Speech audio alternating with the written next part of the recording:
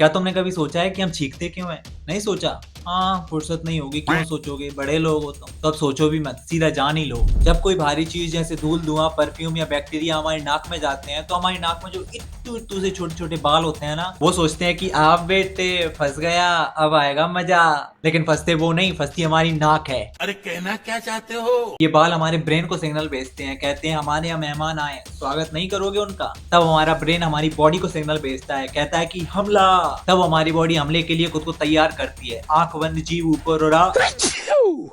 तौबा तौबा तौबा, सारा मूड खराब कर दिया। और इस तरह हमारी बॉडी सब मेहमानों को बाहर निकालकर पड़ोसी के घर में, अरे नाक में भेज देती है।